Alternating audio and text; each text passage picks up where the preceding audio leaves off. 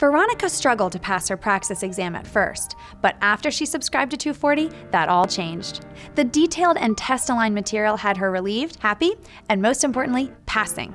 We absolutely love this because our goal is to get teachers certified and into the classroom. Hi, I'm Emma.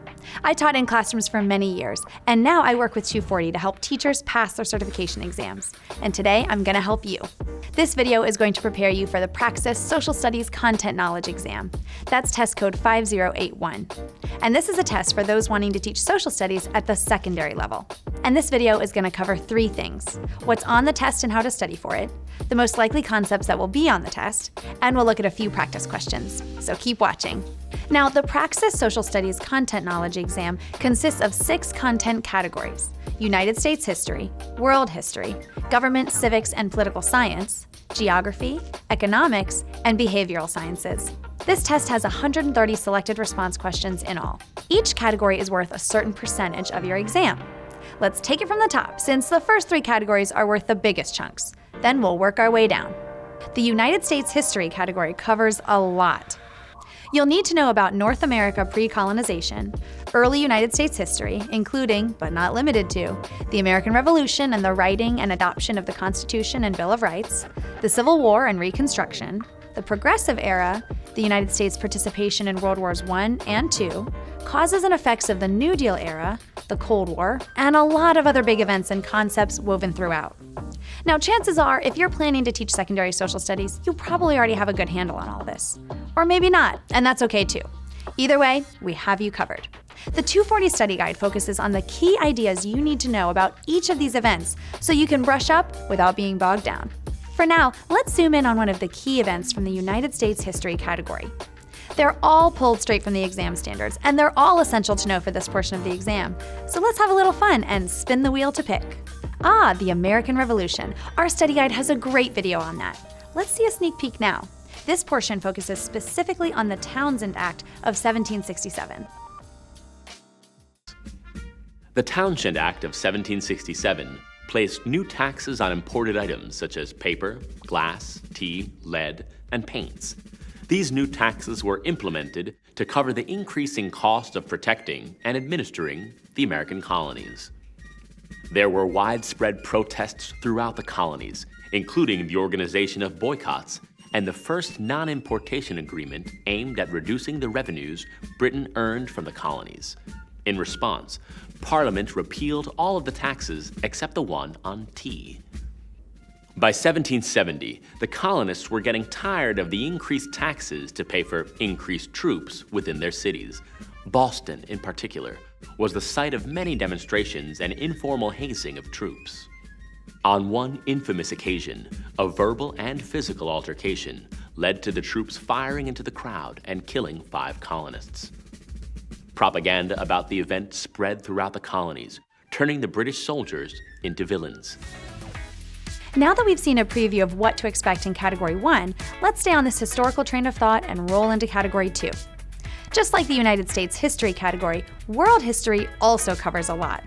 You'll need to know about classical civilizations, developments in Europe from the Renaissance through the Enlightenment, causes and consequences of revolutions, nationalism and imperialism, the world wars, and the Cold War again, this time from a global perspective, and political ideologies and economic transformations that influence and affect societies, just to give you a general idea. Let me be honest with you, it's hard to know exactly what about these major events and ideas throughout history that you'll be asked about on the exam. But I have a tip for you. Focus on nailing down the key takeaways from each event, including major players, period in history, and most importantly, the causes and effects of the event. Having this general understanding will enable you to use the process of elimination to narrow down the best choices if you do face questions over details that you're unsure about. So you just need to know the history of the entire world. No biggie, right? Let's start at the beginning. Just kidding. YouTube does not have enough time for that, and neither do we. Let's just focus on a couple key events you'll need to know. We'll go over some of the key takeaways from the Korean War and Vietnam War. You'll definitely want to know these for your exam. While the Soviet Union and the United States never engaged directly in combat, hence it being called the Cold War, their conflict spilled over into several other countries where fighting did take place. Most notable of these were the Korean War, fought from 1950 to 1953, and the long-lasting Vietnam War, fought from 1955 to 1975. In both wars, the United States engaged on behalf of a non-communist regime in order to try to stop communist leaders Kim Il-sung of Korea and Ho Chi Minh of Vietnam. In both cases, the U.S. did not succeed. In Korea, the war ended in a stalemate, with a temporary division between North Korea and South Korea becoming a permanent boundary separating the two countries. In Vietnam, under enormous pressure from home, the United States finally pulled out of the war, allowing the North Vietnamese to easily overcome the stunted South Vietnamese army and unite the countries. It's important to remember that despite never directly engaging the Soviet Union in combat during the Cold War, the conflict manifested itself in a number of other wars, including the Korean and Vietnam Wars. You'll find plenty of lessons just like this in our study guide. Subscribe now so you can make sure you're focused on what's most important. All right, we made it through both of our history categories. On to the next. Category 3 is where you'll find your government, civics, and political science exam standards. Let's see a sampling of what's covered in this category. I can say with confidence that you must know the structure and functions of the federal government. And it's your lucky day, because I have a video ready and raring to go. Let's jump back into the study guide. By explicitly separating the government into 3 branches, the Constitution is able to keep any one branch or person in a branch from becoming too powerful. Let's discuss these 2 concepts more. In order to protect from corruption and a dangerous concentration of power, the Constitution separates the various powers of government into 3 distinct branches. The legislative branch makes laws, the executive branch enforces laws, and the judicial branch interprets the meaning of laws. This describes the separation of powers. To further protect against tyranny, each branch has the power to limit the power of the other 2 branches. For example, the judicial branch can check the legislative branch by declaring laws they pass as unconstitutional. This limiting is known as checks and balances. That hits the highlights. If you want to see the rest of the video and more, you can check it out in our study guide. Let's keep moving along. We have 3 more categories to go over, plus you've got to stick around for the practice questions at the end. Let's talk about geography. It's a lot more than knowing where things are, although that is pretty helpful.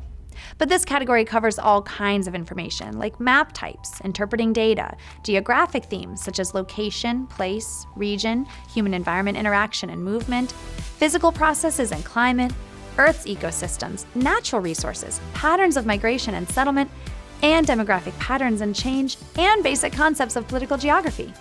And again, this is just a summary of a sampling of the exam standards in this category. You could spend hours really digging into them and trying to interpret them before you even start studying. Or you can take advantage of the fact that we've already done all that work for you and subscribe to a 240 study guide.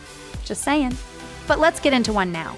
I'm ready to give you some background knowledge about demography, which is a statistical study of populations. To understand human population trends, demographers analyze data focused on the size, structure, and movement of humans over space and time. While demographic work traces back to census collection in the ancient world, modern demographic studies began in the United Kingdom in the 16th century. This initial demography was mostly concerned with mortality within a population. When there was a decline in the number of births in the 19th century, demographers also began to study fertility. Human migration is another factor in demographic studies. So to sum this up, demographers analyze mortality, fertility, and migrations as the 3 main factors that contribute to population change. Oh, and make sure you're familiar with how to interpret population pyramids. They're useful for predicting social, cultural, and economic trends related to population. They're also highly likely to show up on your exam. All right, 4 down, 2 more to go. Category 5 is all about economics. There are actually only 2 exam standards in this whole category, one on microeconomics and one on macroeconomics, but each of them packs in a lot.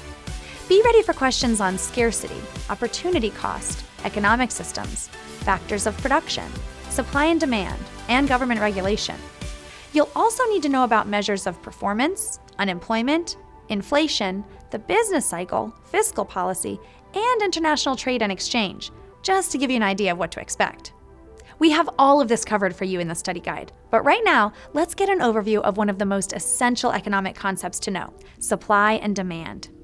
The law of demand tells us that when prices rise, people want less of the good. And the law of supply says, as prices rise, producers make more of the good. These two laws work together to create equilibrium in the market. But why do changes in demand and supply affect price? It all comes down to scarcity, another one of our top terms to know. Let's take a look at how it's explained in our study guide. The gap between resources you have available and what you'd want is called scarcity. All humans operate in a world where time, money, and natural resources are limited. When making a decision about how to use resources, all people use cost-benefit analysis, whether they realize it or not. Another way to say this is that we all make trade-off decisions when we choose between options. Perhaps the scarcest resource on Earth is time. Like we just heard, your time is scarce, so let's make our way to the last category of your exam. Last but not least is behavioral sciences. The category may be the smallest percentage of your exam, but it's still mighty, packing in human behavior, society's groups and institutions, culture, cultural change, and personal identity. Don't worry, you don't need a comprehensive scientific understanding of why all people do all of the things that they do. Although if you do, I'm ready to invest in your podcast. But you do need a grasp on key concepts of sociology and culture, like acculturation and assimilation. Let's discuss those terms now. When cultures interact, one culture often takes on some of the customs and traits of the other culture. This process usually falls into one of these categories. Acculturation is the adoption of aspects of the new culture while maintaining one's home culture. Assimilation occurs when the individual or group replaces most of their home culture with the new culture. While the concepts are similar, it's important to know the difference and be able to identify which one's which. Time for a mini celebration. We've made it through all 6 categories.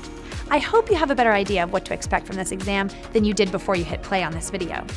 Now that we've gone over some of the big concepts in our 6 categories, let's look at some practice questions to show you how those concepts, and others from the categories, can appear on the test. And if you want a lot of practice questions, you can click the free practice test below. At the end, you get a score report on how well you did on the test. And then you can subscribe to 240 and get all the practice questions you need to be 100% confident for the test. Did I mention the 240 study guide has a money-back guarantee that you'll pass? Now for questions. Remember, the United States history category is a big grab bag, but you're bound to see questions on European exploration and colonization. Which of the following best describes the primary goal of the first French explorers of North America? To establish a vibrant fur trade? To establish a military outpost to combat Spanish dominance of North America? To convert Native Americans to Christianity? Or to discover a western sea route to trade with Asia? Now, this is a tempting choice because French traders did end up exporting furs to Europe. But as the immediate answer feedback lets me know, this was not their primary goal. The primary goal was discovering a western sea route to trade with Asia. So we should pick this one right here. Let's go ahead and pull one out of the world history hat. Which of the following best describes the importance of Greece from the 4th century BCE to the 2nd century CE? Greek intellectual life dominated much of the known world. Greece served as the border between civilized and uncivilized regions of Europe. Greece operated as the main supply source for several colonial rulers. Or Greece was the only stable empire in the region and eventually brought political peace to neighboring territories. This is our best choice. Greek arts, politics, and philosophy dominated much of life in the rest of Europe and the Mediterranean until the ascension of the Roman Empire. Did that sound like Greek to you? Remember, you can brush up on the classical civilizations in our study guide. All right, on to a government question. Which of the following describes a common criticism of the U.S. Constitution? Large states have disproportionate power in the House of Representatives. No standing army exists to defend the country. Small states have disproportionate power in the Senate. Or Supreme Court justices hold life tenure. This is the one we want. With all states being represented equally in the Senate, criticism is often directed to small states who are said to hold power disproportionate to their population. And what about geography? Let's see what one of those questions might look like. Why is a 3-dimensional globe preferable to a 2-dimensional map when depicting the entire Earth? Map projections distort distances between features. Map projections cannot correctly portray the shape of continents. Map projections portray a consistent scale throughout the entire map. Or map projections require a cylindrical plane. Choice A is best. The two-dimensional nature of maps distorts distances between geographic features. Globes portray a consistent scale, maintaining accuracy of distance in all directions. Ready for a question about economics? Good, me too. The copyright to a popular series of romance novels expires later this year, and a number of publishing houses have plans to release their own editions of the series. As a result, the price of the novels will decrease due to a decrease in demand, decrease due to an increase in supply, increase due to an increase in demand, or increase due to a decrease in supply. You got all that? Choice B is the right one, because as more publishers release copies of the novels, supply will increase. According to the law of supply and demand, this will lead to a lower competitive price.